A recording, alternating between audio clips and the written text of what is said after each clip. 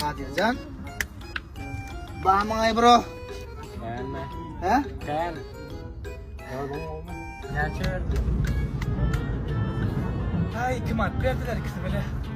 Söyle mi? Ana ben şu an çenem bir tamam mı? Görme.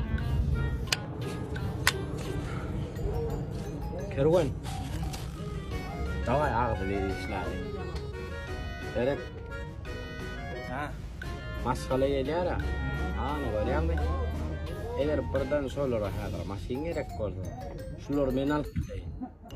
Onun fenidime düştü, day pulunu böyle sol. Ha şey istediği böyle beni şunu kaçandan nasıl? Yani yolla geliyor kalm, Kadircan bunu degen diyemem. Ha? Yok kaydı, yine kovunuyor. Ana bir adam geliyor, o ne mi? Ha saklık geliyor, öyle oldu.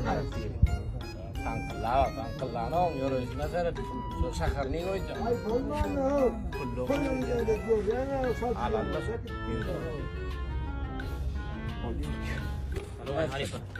Sağda var. Ben de öyle miyim? Ben sana söyleyeyim.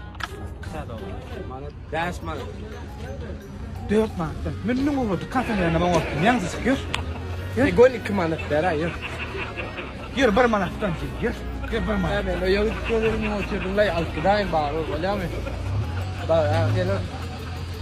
Kadir. Hani ağzı yürü oralıydı da.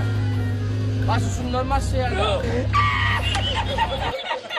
Endi bundan bolsa soqchoq bo'lib soqildim. Qaraz mo'g'da kitdim.